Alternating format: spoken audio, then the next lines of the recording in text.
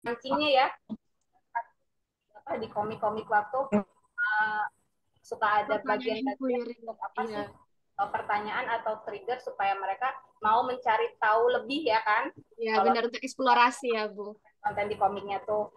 Nah kalau misal ada yang mereka pengen tahu lebih, ya mau tidak mau kita harus mau dampingin mereka nyari kan, entah itu dari literasi buku lagi atau dari sumber trail lain gitu kan, entah itu Ma, dari video, konten internet dan lain-lain itu.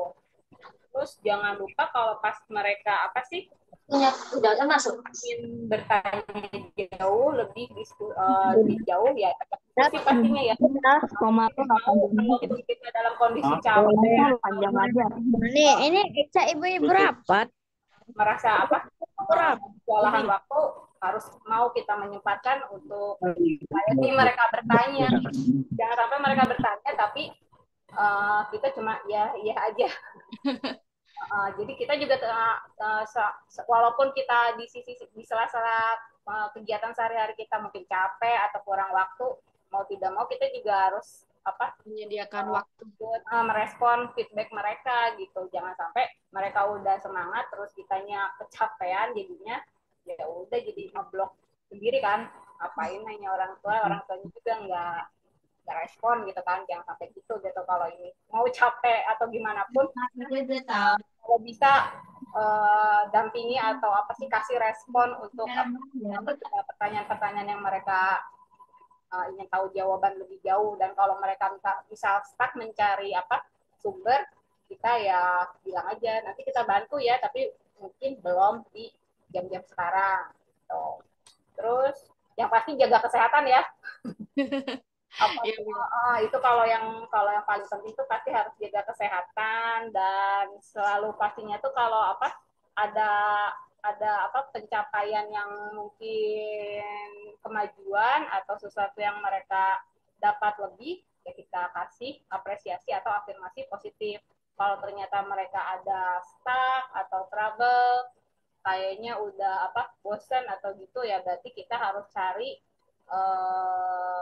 ruang lain yang bisa apa meningkatin antusias mereka, atau apa ya apa kayak biar bisa mereka semangat lagi, walaupun mungkin nggak berkaitan dengan sains atau apa, ada kita kasih apa aktivitas lain refreshment gitu kita, ya.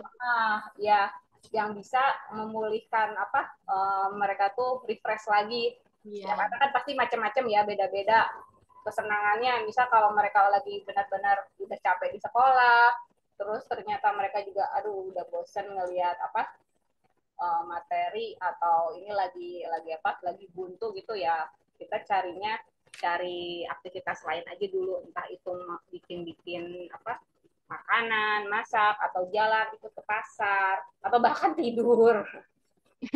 Kalau apa sih varian apa aktivitas lainnya itu. Terus kalau misal ada kadang kalau di rangkaian menuju kayak kompetisinya tuh suka ada kayak kelas tuh suka mengadakan ini ya kayak apa aktivitas Simulasi. kayak juga kan.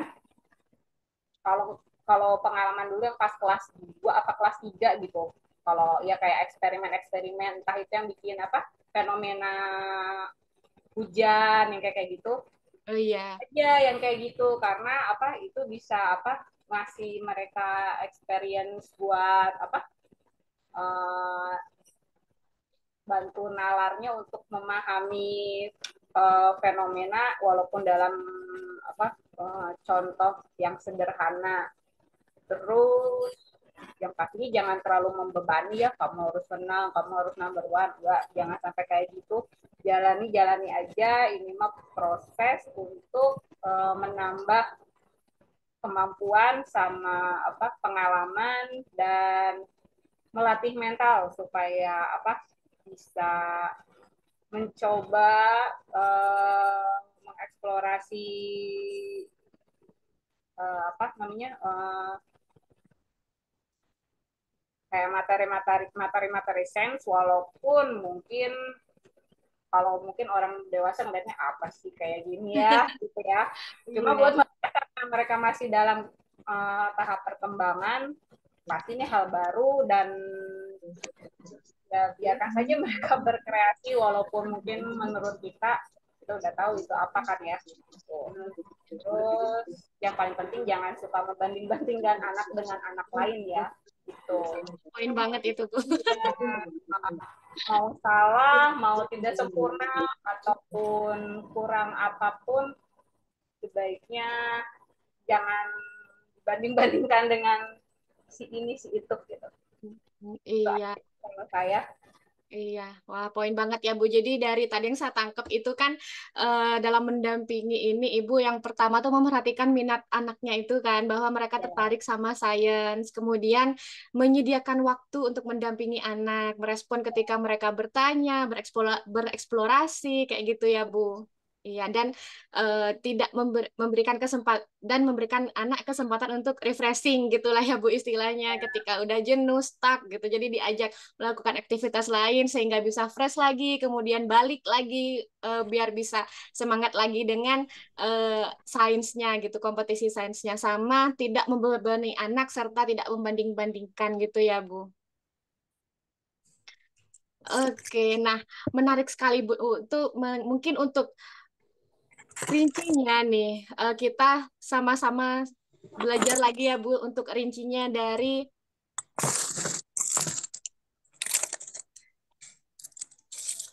penjelasan yang sudah Ibu sharingkan untuk kami sebelumnya. Nah, jadi ini sekarang kita akan belajar bersama dari Ibu Gilang ya, pengalamannya untuk trik mendukung anak belajar optimal. Ya, silahkan. Oh iya, untuk Bapak Ibu yang sudah bergabung, misalnya ada pertanyaan, nanti akan ada sesi tanya jawab ya di akhir setelah sesi penjelasan dari Ibu Gilang. Oke, silahkan Bu. ya tentang trik dukung anak belajar optimal, kita harus tahu dulu ya yang pastinya tahap perkembangan manusia itu sebenarnya secara garis besar gimana sih? Kita next ke slide berikutnya. Kalau menurut Smith, katanya tuh manusia tuh berkembang secara bertahap melalui interaksi dengan anggota masyarakat lain. Yang pertama dari dia lahir, dia tuh mengalami tahap persiapan di mana dia tuh mulai meniru walaupun tidak sempurna ya, meniru entah orang tuanya, kakak yang ada di rumah, dan dia tuh mulai tahu nilai-nilai yang diajari dengan orang tua atau kakaknya, bagaimana pergaulan, norma-norma di rumah, itu dari keluarga. Selanjutnya anak tuh bakal ada di tahap play stage. Di situ dia masih meniru juga, tapi sudah mulai tahu peran-peran orang dewasa dan mampu menempatkan diri di posisi orang lain. Dan dia tuh sadar kalau di dunia sosial tuh ternyata ada macam-macam tipe orang. Terus selanjutnya dia mulai ada di tahap siap bertindak atau stage di mana di sini tuh menirunya tuh sudah mulai berkurang dan mulai digantikan dengan peran yang dimainkan sendiri. Dan tahap ini tuh dia tuh sudah mulai sadar kalau menempatkan diri tuh di posisi orang lain gimana, terus dia mulai berhubungan dengan teman sebaya di luar rumah, terus mulai paham gimana aturan-aturan di luar keluarga dan sadar kalau di norma-norma di luar rumah tuh ada norma-norma lain juga yang mungkin berbeda sama nilai atau norma yang ada di keluarganya. Dan di tahap terakhir ada tahap penerimaan norma kolektif di mana orang tuh manusia tuh udah dianggap dewasa dan mampu menempatkan diri di posisi masyarakat. Dia bisa mulai bersosial dan mulai bisa bertenggang rasa, bekerja sama bahkan dengan orang-orang yang tidak dia kenal ya, dan dia sudah muncul kesadaran kalau ada aturan di luar sana tuh, dan aturannya mungkin berbeda dengan di rumah yang dulu waktu kecil atau masih mulai di tahap itu dan tahap bertindak di rumah tuh nggak begitu gitu ya. Terus dia tuh di tahap ini tuh sudah mulai bisa terjun di masyarakat, dan di sini tuh dia udah mulai matang untuk berbaur dengan orang yang di luar lingkungan rumahnya itu. Terus selanjutnya tuh setiap kita mendampingi anak atau dalam proses parenting pasti ada pertanyaan-pertanyaan, terutama kayak apa, tantangan atau hambatan yang kita hadapi itu selalu ada ya. Contohnya ini nih, pertanyaan-pertanyaannya di slide berikutnya. Nah, sini tuh sebagai orang tua pasti menghadapi ini ya, kayak ada tantangan, hambatan, terus dari tantangan itu tuh kita punya apa, kayak ada momen atau turning point gimana ya biar kita bisa menghandle tantangan ini supaya apa, masalah-masalah yang kita hadapi dalam mendampingi anak tuh bisa diatasi. Dan selama memproses itu tuh kita pasti punya emosi, punya pikiran, dan punya apa, kepercayaan yang dianut. Kita tuh harus bagaimana menghadapi masalah atau selama mendampingi anak ini. Dan pastinya kita juga selama menjalani itu kita pasti juga memikirkan toolsnya pakai apa dan bagaimana strategi dan juga kebiasaan-kebiasaan yang harus kita terapkan ke anak. Selanjutnya selama kita menjalani itu, setelah menemukan tool, strategi dan menjalani apa kebiasaan-kebiasaan yang perlu kita apa, pasti kita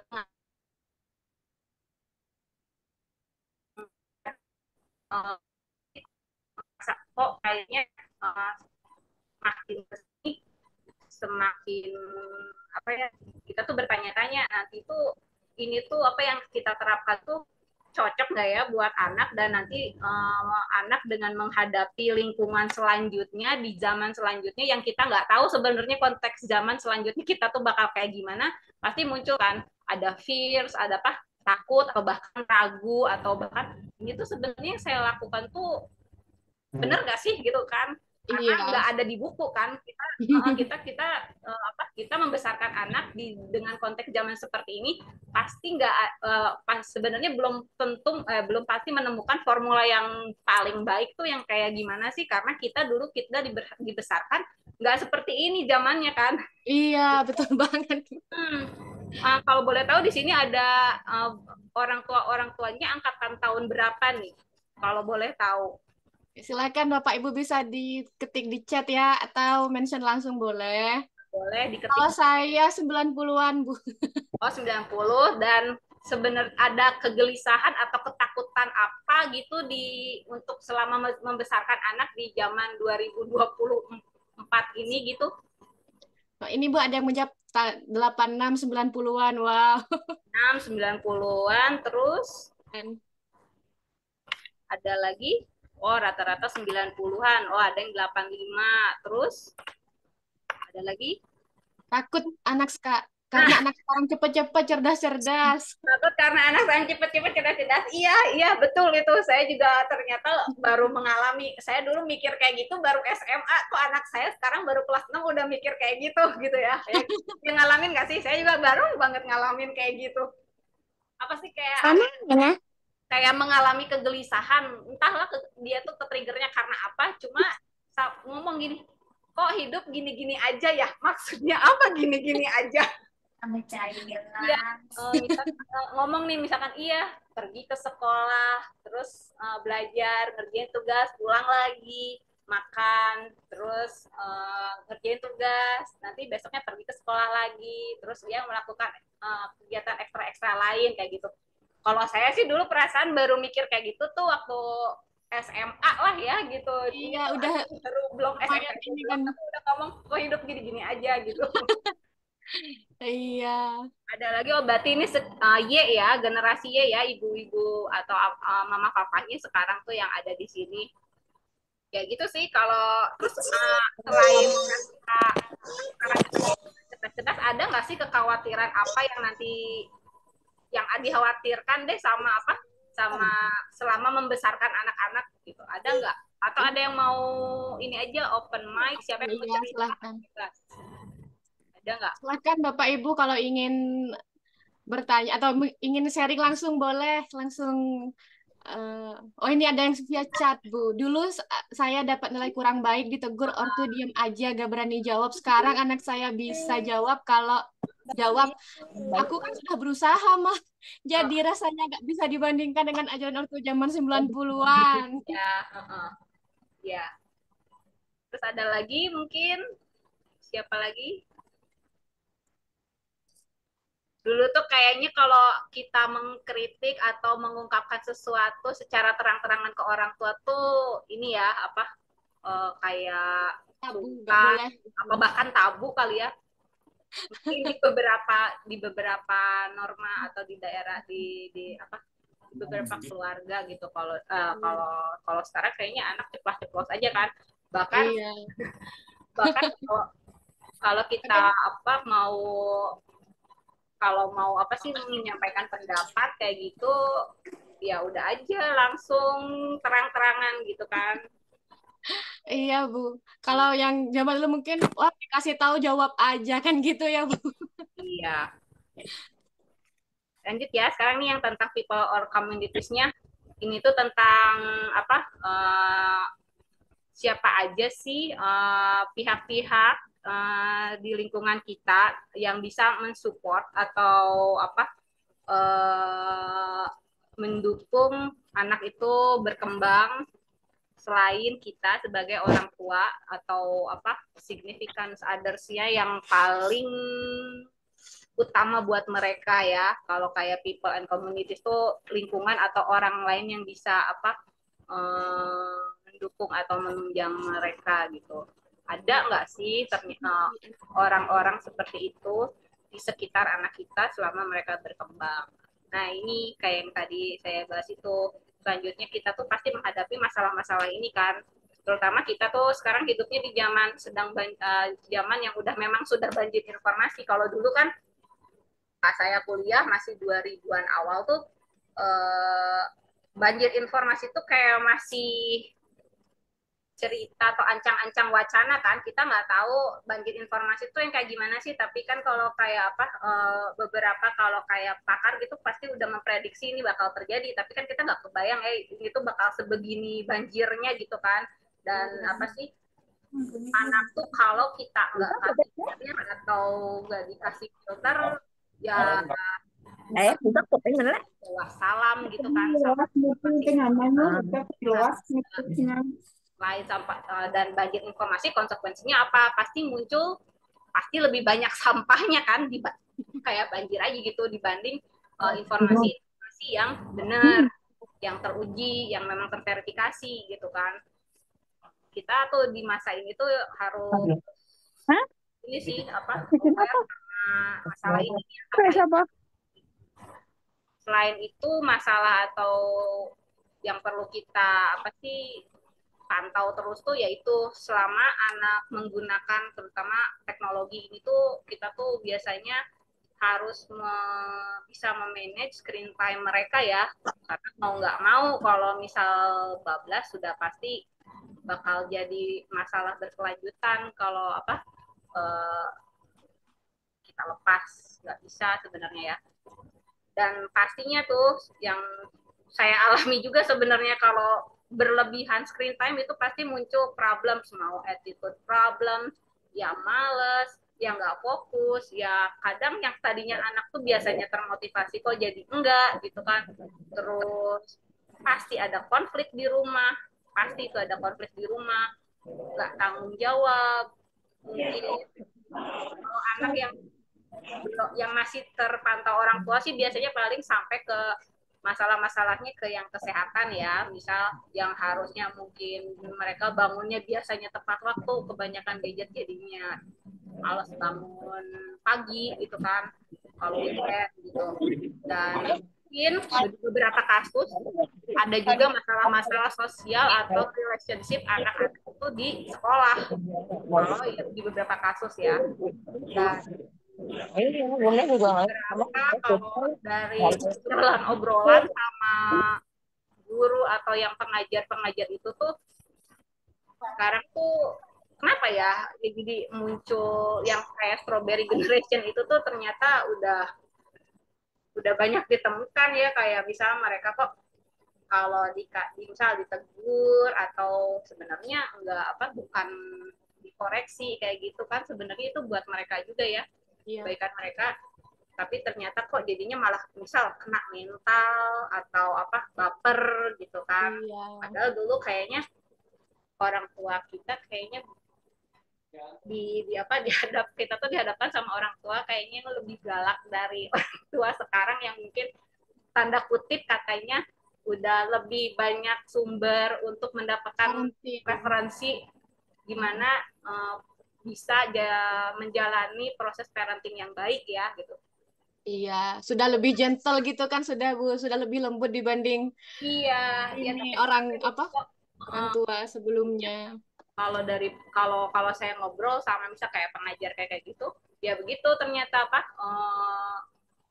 ungkapan mereka kalau cerita-cerita di selama mengajar anak-anak sekarang, mungkin ketambah kemarin yang era pandemi itu selama 4 tahun lalu ya, sekitar tahun 2000 itu terguncang, itu mempengaruhi juga, saya nggak tahu ya. Selanjutnya kita bahas tentang lebih ke praktik parentingnya ya. Next ya tuh. Next.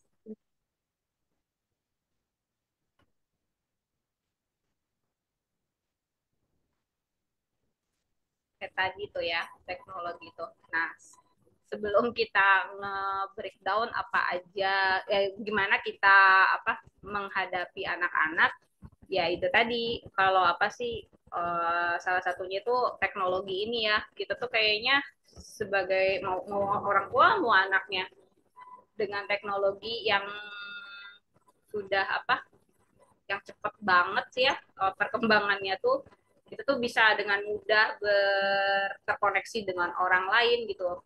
Tapi kadang kita tuh malah sama diri sendiri malah jadi terputus ya nggak sih, kita kayak sibuk sama dunia virtual, dijaring dengan orang lain, tapi kadang kita agak missing sama diri kita sendiri.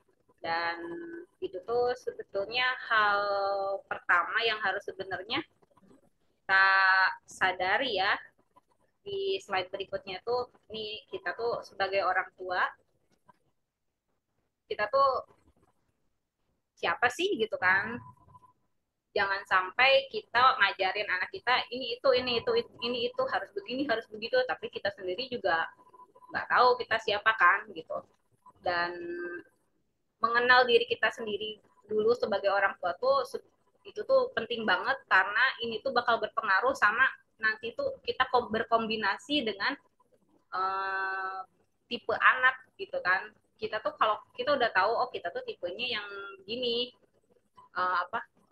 punya nilai seperti ini, parenting stylenya mau yang entah itu otoritatif, mau yang sebenarnya mau nilai yang dianggapnya konservatif atau moderat, yang kayak gitu tuh, itu tuh ya harus kita sadarin dulu kita maunya seperti apa, atau kita tuh terbentuknya mau bagaimana, dan kita tuh punya ekspektasi ke anak tuh mau bagaimana. Apakah anak saya harus ingin ya nilai utamanya misal disiplin, atau lebih ke anak saya harus bisa jago sosial karena kemampuannya sosial itu penting, atau anak saya uh, mau diarahkan ke dunia-dunia sains atau yang lain-lainnya itu. Dan kita juga penting untuk tahu diri kita, karena kita juga akan berkomunikasi intens sama anak-anak kita sampai kita melepas mereka, misal nanti mereka mau lanjut ke pendidikan tinggi, dan itu kemungkinan besar mereka tuh sudah harus bisa memutuskan sesuatu untuk dirinya sendiri. Anggap sekarang kelas 5 atau kelas 6, mungkin kita tuh masih udah mulai waktunya tinggal sekitar 6 tahunan kan kalau untuk anak yang seumuran itu. Iya, untuk pendidikan tinggi ya, Bu. Kita tepat mengomunikasikan, kita berkomunikasi sama anak dengan cocok atau klik ngeklop tuh kayaknya sih agak wassalam kalau anaknya nanti bisa impact sama kita gitu kan. Terus ya kayak tadi time management, eh, hati-hati walaupun mungkin kita di tengah kesibukan emang super padat mencari nafkah atau menjemput rezeki, setidaknya mau tidak mau karena kita sudah berperan sebagai orang tua, kita harus memanage walaupun hanya 30 menit per hari untuk bisa mm, berhubungan intens atau berkomunikasi dengan anak walaupun apapun itu medianya dan secara berkualitas walaupun itu hanya 30 menit karena itu penting karena selama kita nanti ada momen kita merasa jauh atau anak merasa terpisah dengan kita itu tuh biasanya agak sulit memperbaikinya ketika mereka sudah beranjak di titik-titik menuju biasa ya remaja tuh kayaknya kalau kita udah missing di fase dasar nih kayak sekolah dasar dan kita baru sadar setelah mereka menginjak di masa remaja akhir menjelang dewasa tuh kalau kita udah mulai mendekati mereka itu sebenarnya udah terlambat untuk dekat dengan mereka sebenarnya. Iya. Dan yaitu soal support system kita harus bisa nilai orang-orang yang di lingkungan kita yang bisa mendukung mereka tuh siapa aja tuh supaya bisa jadi partner kita untuk mendampingi anak dalam masa mereka berkembang. Selanjutnya, pastinya setelah kita tahu diri kita, ini bisa digunakan tools ini ya. Kita bisa mengidentifikasi ini tuh untuk mengidentifikasi diri kita sendiri sebagai orang tua sama juga untuk mengidentifikasi anak kita sebenarnya. Kalau kita sudah mengetahui gimana siapa kita dan siapa anak kita, kemungkinan kita bakal klik walaupun dengan berbagai versi dan berbagai kekurangan maupun kelebihan diri kita dan anak kita. Kalau kita paham ini, biasanya kemungkinan klik-klik aja sih mau segimanapun konfliknya sama anak gitu ya. Kalau yang saya alamin, bisa kita identifikasinya bisa dengan tools ini. Nggak harus semua, tapi semakin banyak kita ngerti apa sih kita tuh siapa dan anak kita siapa tuh, kemungkinan besar kliknya juga bakal makin bertambah ya. Kayak kita bisa melihat dari hal multiple intelligences. Mungkin kalau misal kita udah tahu nih, kita kalau saya sebenarnya jago linguistik. Anak saya ternyata jagonya tuh matematikal. Karena kita tahu kita jago lebih cenderung unggulnya di linguistik dan dia di logical, pas mereka mungkin agak perlu bantuan lebih di bidang linguistik ya gitu tadi kita jangan sampai bisa membanding-bandingkan mereka itu dengan yang kita bisa karena mereka beda sama kita gitu kan. Kita bisa menempatkan juga dia tuh posisinya ada di yang cenderung mudah memproses sesuatu itu dengan hal-hal yang logical, matematikal gitu. Terus yang multiple intelligence itu kan banyak ya, yang linguistik, matematikal, terus spasial, sama kinestetik, musikal, interpersonal, intrapersonal, itu lacak aja deh mama papahnya tuh di mana dan anaknya di mana. Terus kalau masih yang kecil-kecil nih, yang masih belum kelihatan multiple intelligence-nya, dia cenderung dominan di mana, masih biasanya anak kelas 1, kelas 2 tuh bisa dilihat dari udah rada kelihatan nih kalau dari gaya belajar. Lacak aja nih gaya belajar anaknya, tipenya apa, mereka senangnya lihat-lihat gambar kah kalau misalkan dari buku gitu, ataukah mereka tipenya kalau lagi belajar senangnya ngoceh gitu, atau sambil nggak mau diem mulu. Nah kalau ngoceh berarti dia auditori, kalau yang nggak mau diem terus itu kinestetik, dan kalau misalkan dia harus sambil praktek nih, tangannya harus megang ini megang itu taktil kak. Itu tuh harus kita bisa amatin juga gitu. Itu biasanya kalau nggak belajar udah mulai kelihatan dari kelas 1, kelas 2 tuh. Dan nggak perlu sebenarnya bisa aja kita asesmen sama bantuan kayak tools dari lembaga atau biro-biro psikologi ya bisa. Tapi kalau mau ngelihat itu dari kelas 1 kita amatin juga udah agak kelihatan sih kalau anaknya. Oh kalau misal dia baca-baca sambil menyong mulutnya, oh dia auditori gitu. Kalau MBTI bisa juga, tapi ini sebenarnya untuk anak mulai kelas 3, kelas 4 lah ya diajak. Sebenarnya MBTI banyak kalau kita googling yang di web-web untuk tes MBTI, ajak aja nih sambil diskusi atau sambil santai di sofa gitu, buka websitenya, terus udah deh.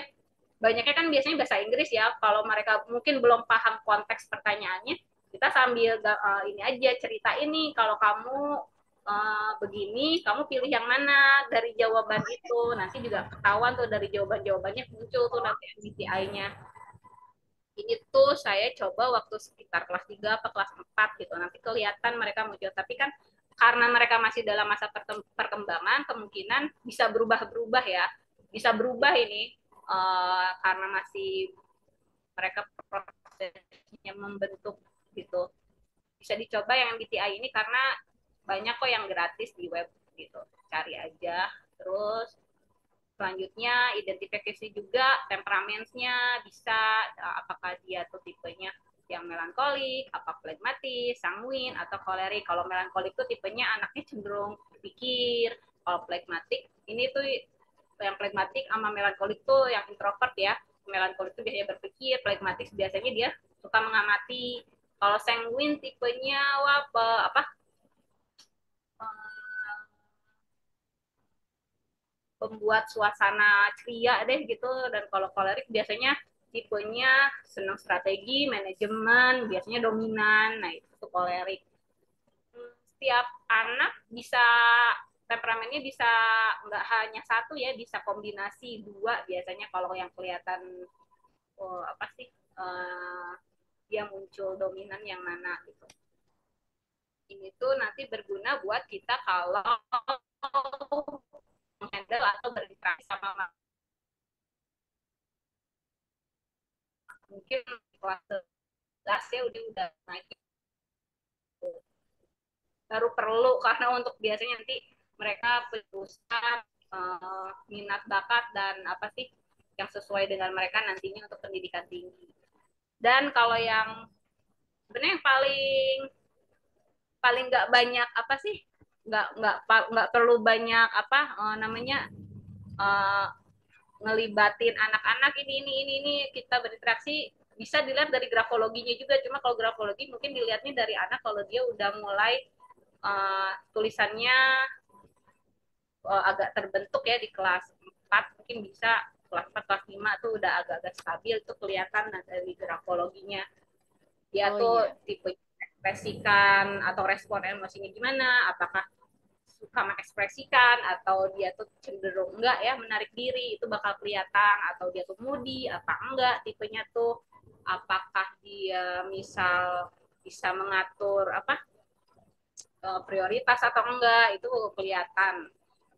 Bahkan kalau dari tanda-tanda grafologi, kalau misalnya mereka ada teridentifikasi bisa apa cenderung bisa apa sih ada traits kayak kriminal juga udah kelihatan kalau dari grafologi.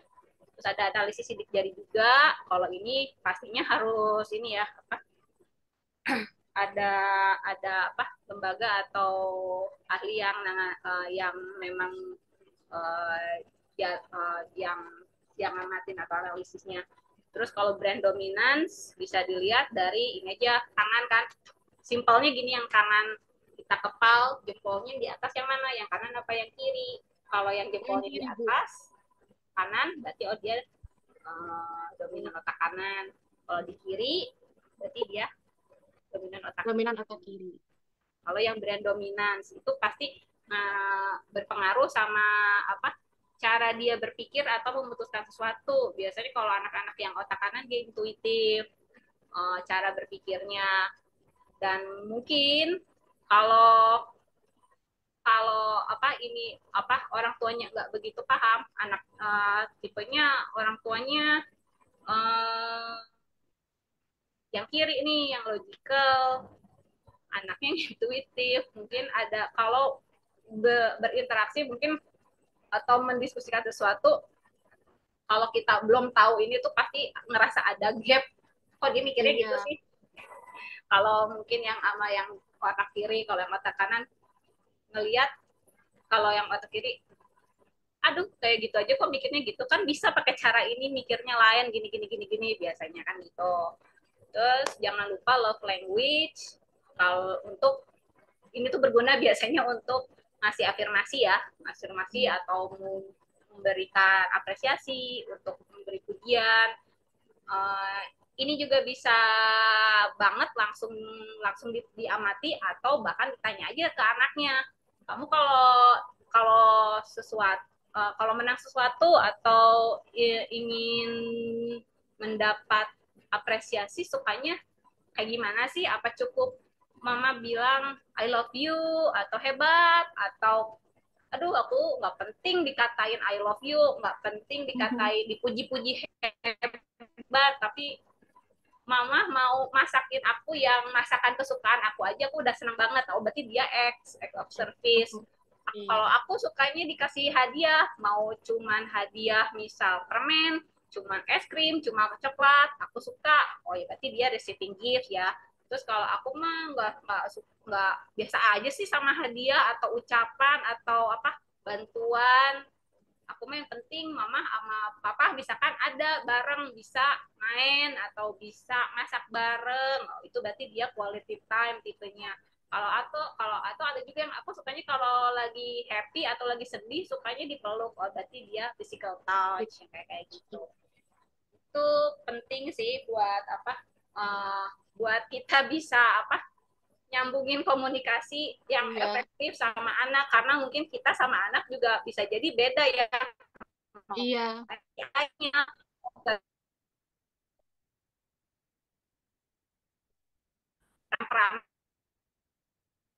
Dari apa otak mana dominan kanan atau kiri, atau bahkan love language-nya aja udah beda gitu kan. Kadang ya itu yang suka jadi miskomunikasi, banyak itu biasanya love language ya.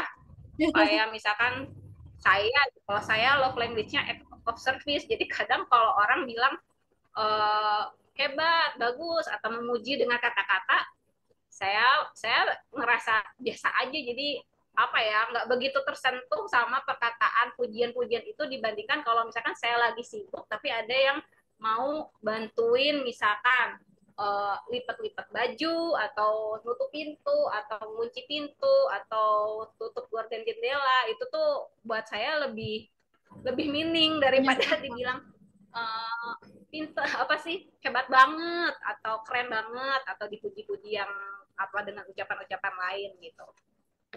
Jadi kalau di rumah kalau belum pada tahu love language-nya, mama papanya ngaku aja saya tipenya yang mana, jadinya nanti nyambung kalau apa mau mengungkapkan sesuatu atau merespon sesuatu di keluarga. Terus selanjutnya kita setelah bisa mengidentifikasi, kita tuh perlu untuk mengamati anak juga selama dia berkembang ya. Yang perlu diamati itu kalau menurut saya, kalau yang menurut saya ya, nggak semua orang mungkin harus seperti ini.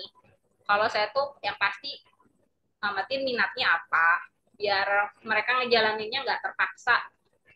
Enggak, dan saya juga jadinya enggak ribet atau apa, jadi kayaknya kok tukang paksa gitu kan ngelihat apa ngedampingin anaknya juga. Kalau ngelihat minat anaknya apa ya pasti kita kejar tuh, dan kalau udah tahu minatnya fasilitasi aja sebisa kita gitu kan, semampunya kita. Terus kita ngelihat motivasi anak tuh, dia bisa ngejar tuh apa sih motifnya. Misal ya bisa dilihat lagi, bisa berhubungan sama yang slide tadi tuh, ada kayak love language. Oh motivasinya bisa jadi karena dia suka suka karena hadiah misalkan. Jadi kalau misal dia sudah ada minat, dan kayak tadi kan mau ada pendekatan nih, kayak kontes-kontes sains kayak gini kan, kayak olimpiade sains kayak gini, dia udah ada minat nih ternyata sains, walaupun kita nggak paksa-paksa ya, tapi ternyata mau nih dia update terus ngejar informasi atau nambah literasi buat dirinya sendiri. Dan ternyata setelah dengan membaca misalkan literasi ada next levelnya, wah ada kontesnya juga nih atau ada olimpiadanya nih kayak kuart ini. Lihat dulu motivasinya nih. Kalau ternyata anaknya motivasinya misal pengen dapat medali gitu, ya berarti kita komunikasinya pasti pendekatannya ke situ kan. Tapi kalau saya ngelihat anak saya motivasinya suka karena dia tuh curious sama kalau dia menang dia dapat hadiah. Sebenarnya bukan karena medali atau apa ya, tapi karena dia suka mendapat hadiah. Mau hadiahnya hanya buku misalnya ini, tapi dia tuh merasa punya ngerasa seneng atau merasa dihargai dengan hadiah gitu ya. Berarti kalau nanti kondisi dia misal lagi drop semangat atau bosen segala kayak gitu, kita ingetin aja motivasi itu. Dan biasanya cepet dopaminnya pulih lagi gitu kalau misalnya ingat motivasinya apa tuh balik lagi ke situ. Terus bakat udah pasti harus kita amati juga. Kalau bakat ada yang langsung kelihatan kalau bakatnya saking tampak banget, tapi ada juga yang mungkin kita nyarinya lama, harus coba ini coba itu gitu kan ya, nggak sekaligus kelihatan ada gitu. Karena mungkin kitanya juga dia berbakat di bidang itu tapi kita tidak paham di bidang itu, jadi tidak terbaca sama kita kan, ada yang kayak gitu kan gitu. Terus lihat kayak tadi pola atau cara dia berpikirnya kayak gimana, apakah tipenya dia berpikirnya tuh tipenya yang runut harus A B C D kayak sampai Z tuh, baru dia oh ya saya bisa memproses informasi ini dengan mudah kalau runtutan informasi atau entah itu kayak insight-nya berurutan gitu kan, runut logiknya. Ada juga anak yang tipe maksudnya ke situ, saya udah tahu deh kayak gitu secara garis besar, ada yang kayak gitu kan tipe anaknya. Ada juga yang tipenya tuh itu tuh nggak tahu fenomenanya sejelas apa, tapi saya tuh pengen tahu itu pakai cara-cara saya sendiri. Tipenya investigatif ya yang kayak gitu. Ada juga tipenya yang analitik gitu. Kalau ada sesuatu ya dia analisis aja, dia punya referensi ini, dia nilai itu sama referensinya dia yang dia punya. Macam-macam kan anak yang tipe ini yang mana ya kita biasanya terdapat kontrak gitu ya. Jadi teks dengan cara dia maunya gimana gitu kan. Terus tadi kalau emosi yaitu tadi berhubungan dengan yang slide sebelumnya ya, kalau emosi apakah dia tipe mudah yang mengekspresikan atau tipe dia yang cenderung menarik diri gitu ya. Kita harus amatin juga itu unsur itunya. Komunikasi ya tadi cocok-cocokin kitanya yang seperti apa, anak yang seperti apa tipenya. Jangan sampai kita maksain diri nih komunikasi yang baik, kata teori parenting ini tuh begini, belum tentu ya, karena itu tuh sangat custom gitu antara orang tua dan anak, karena orang tuanya tipenya banyak, anak juga tipenya banyak banget, jadi kita harus tahu kita tuh yang mana, anak yang mana tipenya. Terus harus dipantau juga kalau di sekolah, lingkungan atau circle-nya siapa aja, apakah ada emang support total atau mungkin ada polusi sosial yang mungkin, nah ini yang harus kita kasih treatment atau barrier ya, supaya mereka tuh nggak terpapar sama yang hal-hal bakal terjadi di luar kendali kita, kalau nanti tuh bisa berdampak parah gitu kalau dalam jangka panjang. Ini harus dilacak juga sosial media gimana di sekolah. Terus amatin juga selama mereka belajar atau macam-macam literasi yang masuk mereka olah gitu kan, pasti nilai-nilai yang kita tanamkan di awal pasti mereka ada perubahan mungkin, atau mungkin mereka mengkritisi mungkin ya, itu juga harus diupdate terus sama anak ya, dari obrolan, entah diskusi, atau mungkin ada fenomena tertentu kita diskusiin, dia menilai itu bagaimana gitu tuh. Sama nggak sih sama nilai yang kita pegang gitu kan. Ya, sama. Terus resiliensi perihal tentang itu tadi ketahanan dia ya, kalau misalkan menghadapi hal-hal yang mungkin buat dirinya tuh gak sesuai atau tidak dia inginkan. Itu tuh perlu kita lihat juga, ini anak tahan atau Tangguh, fragile gitu ya, apa sih ya, agak rentan. perlu ditambah nih ya kayaknya daya tahannya kalau menemukan hal-hal di luar yang dia duga gitu kan. Refleksi ya, itu ujung-ujungnya harus ada refleksi ya dari diskusi kalau sama orang tua ya, perlu, dan itu tuh harus dilakukan konsisten. Itu sih kalau buat saya yang perlu diamatin terus dari posisi dia, misal yang tadi stage yang di awal sampai nanti kita bakal melepas mereka mungkin ke stage yang sudah waktunya mereka harus bisa memutuskan sendiri. Ini kalau untuk saya, yang untuk saya pegang untuk ngamatin anak. Terus lanjut, nah kalau belajarnya harus gimana nih? Sebenarnya banyak banget ya metode belajar kan gitu. Cuma kayak menurut saya sih, kalau yang mungkin bakal bisa terinstal dengan baik untuk anak, terus dia bisa pegang ini sampai walaupun mungkin saya nggak ada gitu tuh, saya mungkin cocok sama yang ini ya, yang self regulated learning ini. Banyak definisi ahli, cuma saya bakal ngerangkum SRL tuh, ini tuh tentang model pembelajaran buat seseorang, gimana dia mengelola sendiri pembelajarannya dengan leluasa dan bisa efektif sesuai dengan cara yang dia pilih aja gitu, buat mendapat hasil belajar yang optimal buat dia gitu. Jadi sebenarnya ini nggak ada rumus apa sih harus begini A B C D E caranya untuk belajar, nggak gitu ya.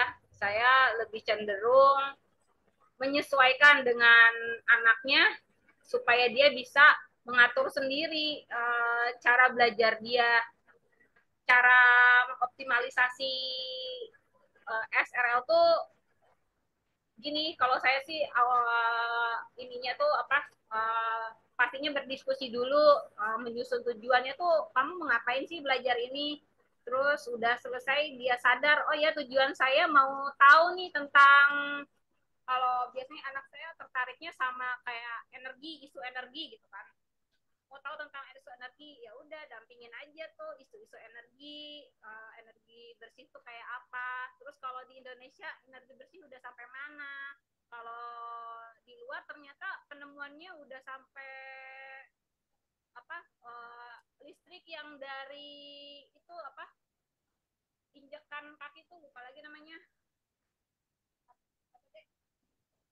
ya, ya piezoelektrik. Oh dia tertarik sama itu ternyata, oh, boleh deh kita cari yang kayak gitu. Tujuannya misalnya ini, saya kasihnya pakai cara contoh aja, terus udah tahu itu pasti kita cari kan, gimana nih caranya dapat referensi itu, cari banyak misalnya di YouTube, ternyata banyak perbandingannya di Eropa ya kayak gitu. Udah dari situ dia tahu, ya pasti udah tahu hal itu, kita monitor selama dia nyari, terus dia udah tahu sampai mana gitu. Kalau ada hambatan pas nyari isu-isu itu tuh harus di handle, ditemaninya bagaimana. Nah, terus setelah dia udah tahu, pasti kan ada apa sih, semacam kayak curious lanjutan kan. Curious lanjutannya entah tahu apa lagi. Nah, setelah itu biarkan dulu aja dia, suruh belajar tanpa arahan sama bantuan, suruh cari trial sendiri. Terus pengen tahu gimana sih sampai mana dia bisa mau cari itu gitu kan. coba biarin suruh belajar sendiri, dan caranya tuh biarkan aja, pilih aktivitas atau cara yang menurut dia tuh leluasa untuk tahu tentang itu dan bisa mengatur waktunya sama kegiatan-kegiatan atau kewajiban dia di sekolah. Terus kalau seandainya dia tuh ada di titik butuh nih, perlu apa, strategi, saya tuh pengen tahu tentang ini tapi harus mengatur jadwal dengan entah ekskulnya atau tugas kelompoknya, bisa kita baru nih karena mungkin overwhelm gitu dia ya, baru kita beri bimbingan.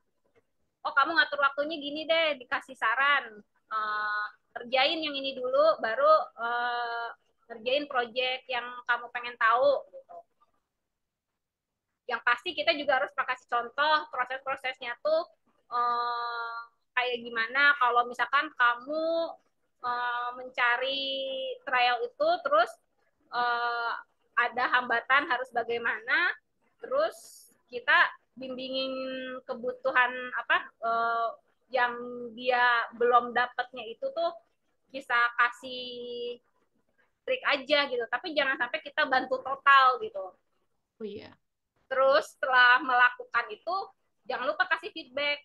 Nah dalam kasih feedback ini juga ya, kembali ke yang tadi, ke yang apa tentang apa identifikasi tadi. Lihat dulu kalau kita mau ngasih feedback, anaknya tipe apa nih? Apakah tipe yang lumayan iritasi dengan kritik misalkan, atau anaknya malah yang aduh kalau ngasih tahu atau ngasih masukan ke saya jujur-jujur aja, kalau jelek-jelek, kalau bagus-bagus. Lihat dulu nih anaknya tipe yang mana. Kalau misalkan tipenya yang fine-fine aja, diberi masukan, dan memang dia malah lebih suka kalau kita bilang jelek, ya jelek aja gitu. Ya oke, kita pakai caranya itu aja, langsung kurang bagus, gini, karena anaknya memang tipenya sukanya to the point aja. Tapi kalau tipenya anaknya, waduh kerasa inferior gitu, atau tipe iritasi sama kritik, pakai bahasanya yang Diperhalus gitu ya, Bu. lebih tinggi. Pakai trik berarti bahasanya. Setelah itu ya itu tadi evaluasi performa, dan jangan lupa dia juga harus bisa menilai diri sendiri. Menurut kamu kerjaan kamu tuh tentang yang project ini gimana? Apakah dia mengevaluasinya terlalu tinggi atau biasa standar-standar aja, not bad, atau tipenya malah yang sangat rendah diri atau inferior gitu. Kita bandingkan nih sama penilaian kita, diskusikan lagi, atau bisa kita juga bandingkan dengan penilaian gurunya. Misal anaknya inferior nih, kamu menilai berapa nih mengerjakan, misal ada tugas infografis nih, nilai berapa? Nilai 0. Kenapa 0? Kan udah dikerjain infografisnya. Soalnya waktu presentasi ngeblank, nggak bagus gitu kan.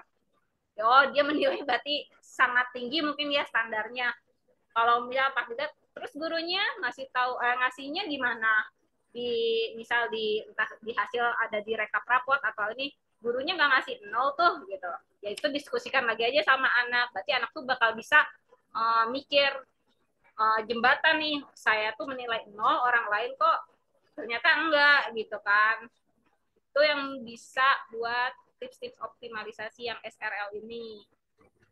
Kalau siklusnya sih pasti SRL tuh kita anak tuh harus bisa nge-plan ya, bikin rencana, nyeting goals, dan itu untuk mendampinginya ini tuh di awal-awal nggak mudah, dan ini tuh bukan proses 1, 2, atau 3 minggu, karena itu harus jadi habit, dan mungkin baru bisa kelihatan hasilnya tuh 2 apa 3 tahun dengan apa sih proses yang continue gitu kan, konsisten gitu.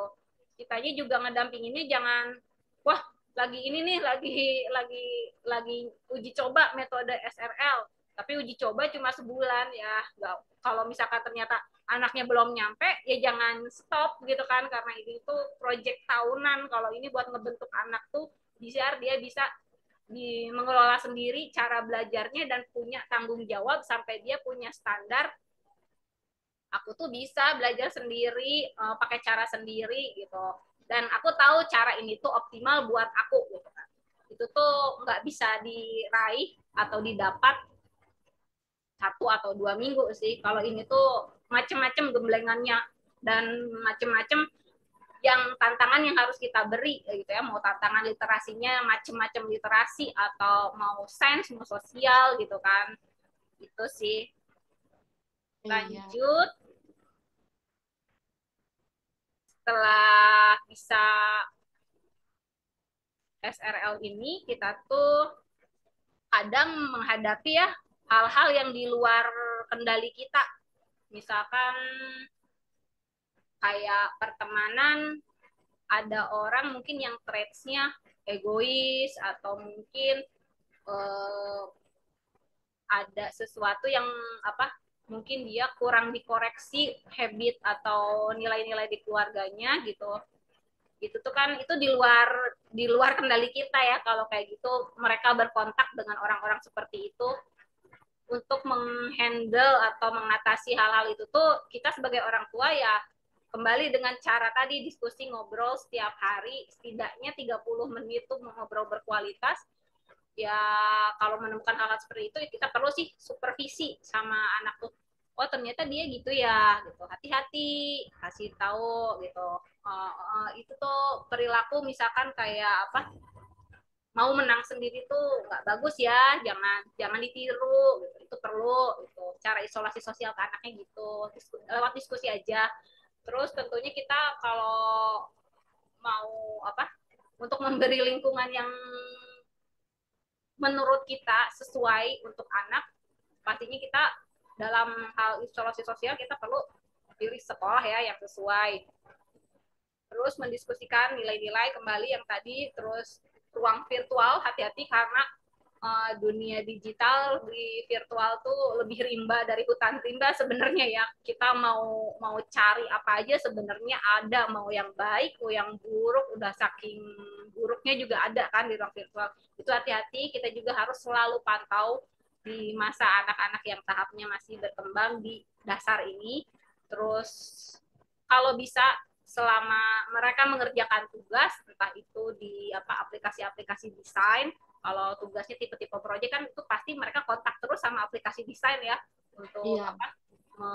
memberikan tampilan presentasi mereka. Dan pasti mereka cari bahan salah satunya dari threads internet kan, browsing kayak gitu. Itu juga harus kita selalu pantau juga gitu. Terus kalau untuk selanjutnya kita juga bisa memfasilitasi mereka dengan media-media atau ruang aktivitas kayak itu, kembali ke permainan tradisional di sela-sela, misalnya ini di weekend biasanya permainan tradisional, board games, atau kalau di sekolah anak saya tuh karena lagi ada program kayak tantangan literasi, biasanya mereka setiap bulan tuh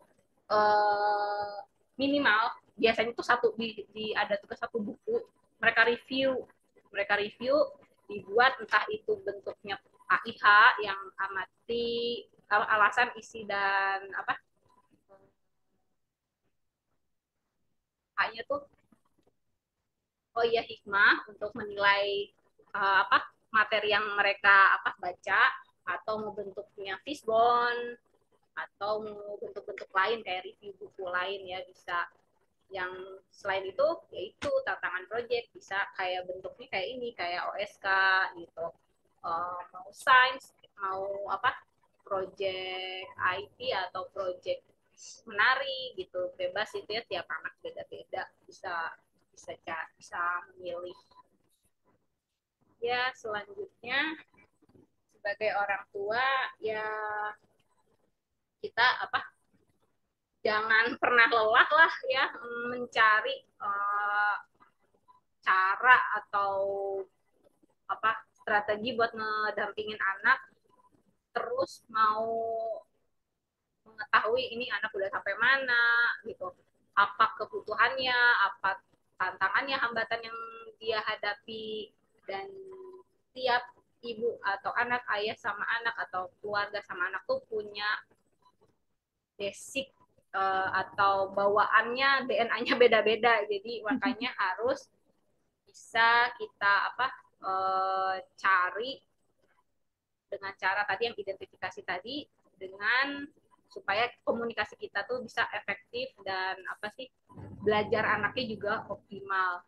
Karena kalau saya bicara yang bagusnya parenting tuh begini begitu nggak bisa ya kalau menurut saya, karena tiap ya tadi mau orang tua mau anaknya juga beda-beda, dan itu pasti punya berjuta kombinasi ya dengan Iya. segala macam detail perbedaan orang tua dan anak itu. Yang penting cari bentuk pendampingan anak sesuai dengan versi terbaik papa mama dan anaknya, gitu sih. Yap, silakan selamat mencari versi yang seperti apa mama papa dan anak-anaknya untuk bisa meraih goals yang diinginkan. Sekian kalau dari penjelasan atau ini tuh apa semacam kayak apa perspektif dari saya aja deh gitu. Mungkin ada yang mau berbagi atau apa ya? Keren banget Bu untuk trik mendampingi anak belajar optimal ya. Nah, kalau boleh tahu itu mulai umur berapa ya Bu biasa bisa diterapkan gitu dari mulai mengidentifikasi anak. Kalau untuk mengidentifikasi orang tua kan bisa kita lakukan mulai sekarang gitu. Nah, kalau untuk anak dari Kalau mengidentifikasi kayak anak dan semuanya itu mulai kelas berapa atau usia berapa kira-kira bisa dilakukan ya?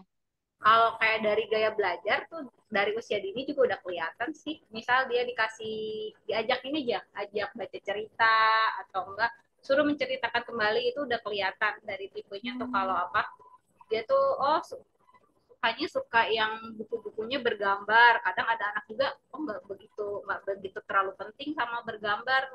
Yang penting dia tuh kita mau menceritakan misal secara verbal aja, dia tuh kayaknya lebih interest sama itu, kitanya yang bercerita. Oh berarti itu tipenya visual. Kalau tipe anak yang yang suka bercerita tuh ke audio. Kalau yang untuk tipenya suka gambar dan malah dia suka senang menggambar, berarti dia tipenya visual. Itu tuh udah kelihatan biasanya dari kayak gitu juga udah kelihatan sih kalau kita baca dari situ. Kalau dari yang gaya belajar ya, kalau kayak psikotes itu jangan, itu paling untuk remaja kayak gitu 16 tahun Iya. asal kayak cuma kalau Iya. dari itu udah ketahuan kok. Atau dari multiple intelligence juga dari kecil udah kebaca kalau misalkan senangnya nari, atau kalau tipenya interpersonal, tipenya gini, kalau anak usia dini tuh dia kayak butterfly, social butterfly banget gitu. Iya. Ada ya tipe anak kan yang umurnya masih 4 tahun atau 5 Tapi tahun suka main kemana-mana gitu kan. tapi kayaknya ini anak kalau misal nggak sekolah, teman-temannya nanyain misal sakit si ini kemana nggak sekolah, ayo dong sekolah, kelasnya jadi nggak rame gitu kan, atau dia jadi leader, jadi pokoknya, atau jadi sumber sumber energi ceria gitu kan. Itu kan tipenya, ini tipenya interpersonal. Dia belum kenal aja, misal main nih ke rumah orang, belum kenal tapi tiba-tiba dia jawab main yuk, ini udah kelihatan ini anak interpersonal kan gitu. Dia Iya, bisa lebih mudah mengerti bergaul orang itu. gitu. Kalau yang tipenya mungkin dia kayak apa kayak kontemplatif kayak gitu kan nggak begitu kelihatan. Cuma kalau yang tipe-tipe interpersonal kayak gitu kelihatan. Atau kalau dari yang kinestetik udah pasti dia mau jago nari, udah kelihatan. Oh ini mah masih kecil tapi udah tendangannya bagus nih, jago bola misalkan, udah Iya. kelihatan itu. Itu udah 1 poin udah, tapi mungkin ada kombinasi 2 apa 3 kecerdasan yang dia pegang. Kalau musik biasanya yaitu sama ketukan ya, ketukan biasanya dia walaupun orang tuanya nggak ngajarin kok dia bisa gitu kan, kayak sama nyari tempo atau bahkan nge-breakdown ini loh nada di musik. Kalau misalkan ada lagu, ada mungkin dia ngerasa ini tuh kok kayaknya alat musiknya nggak familiar, terus dia nanya ini alat musik apa ya, padahal kan kita kalau didengar-dengar detail di headset gitu emang ada suara apa sih gitu, tapi dia enggak, itu ada suara kayaknya alat musiknya bukan piano, bukan gitar gitu, atau yang umum kan piano, gitar segala macam. Itu kayaknya ada alat musik tapi bukan alat musik yang konvensional yang sering dia dengar. Misalkan ternyata ini suaranya alat musik Jepang, ada shakuhachi misalkan. Dia tahu itu bukan alat musik yang biasa dia dengar. Mungkin dia juga itu cerdas musikal gitu. Wow, menarik Bu. Nah, mungkin di sini Bapak Ibu ada yang ingin bertanya atau sharing. Saya kasih karena waktunya sudah ini ya, waktunya terbatas. Jadi mungkin satu dulu ya. Silahkan yang ingin bertanya bisa raise hand. Ya, adakah?